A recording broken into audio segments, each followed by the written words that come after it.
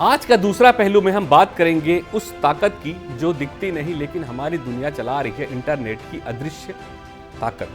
आपको जानकर हैरानी होगी कि अमेजॉन का अपना कोई स्टोर नहीं, ओयो का कोई खुद का होटल नहीं, यूट्यूब खुद एक वीडियो भी नहीं बनाता, जोमेटो का कोई रेस्टोरेंट नहीं, नेटफ्लिक्स का कोई टीवी चैनल नहीं, गूगल एक शब्द भी नहीं लिखता, बिटकॉइन का कोई सिक्का नहीं होता और ओला के पास अपनी गाड़ियां नहीं है। फिर भी ये कंपनियां दुनिया की सबसे बड़ी कंपनियों में गिनी जाती हैं।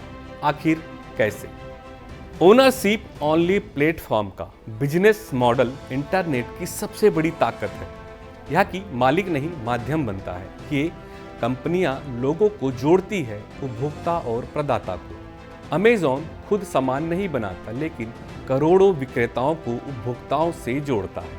ओला उबेर की गाड़ियां उनकी नहीं होती लेकिन यहाँ हर गली में उनके ड्राइवर मिल जाते हैं। ये कंपनियां प्रोडक्ट नहीं बनाती, विश्वास और सुविधा का नेटवर्क बनाती है। आज की दुनिया में डेटा सबसे कीमती संपत्ति है। गूगल जानता है आप क्या सोचते हैं, नेटफ्लिक्स जानता है आप क्या देखना चाहते हैं। ये कंपनियां आपके व्यवहार से सीखती हैं और उसी के मुताबिक सेवाएं देती हैं। अब जब प्रोडक्ट मायने नहीं रखता, आपकी पसंद और उसकी समझ ही असली बिजनेस है।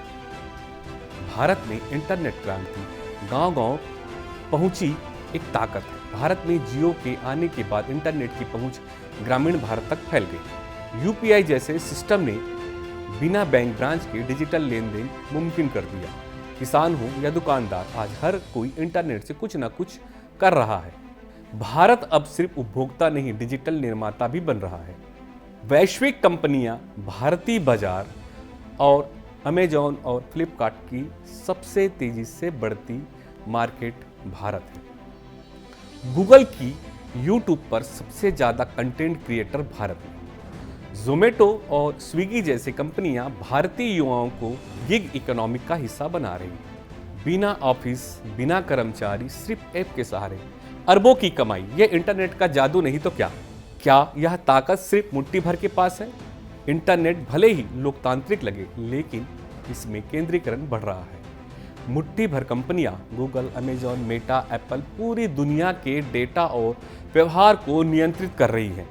छोटे व्यापारी, स्टार्टअप इन दिग्गजों की नीतियों और एल्गोरिदम पर निर्भर है।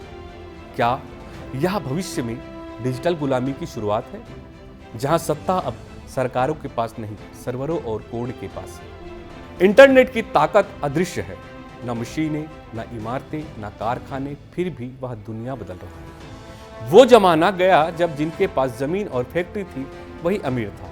अब जिसके पास डेटा, नेटवर्क और प्लेटफॉर्म है वही दुनिया का असली मालिक है। लेकिन दूसरा पहलू यह है कि इस ताकत के केंद्र में कुछ गिने चुने खिलाड़ी हैं।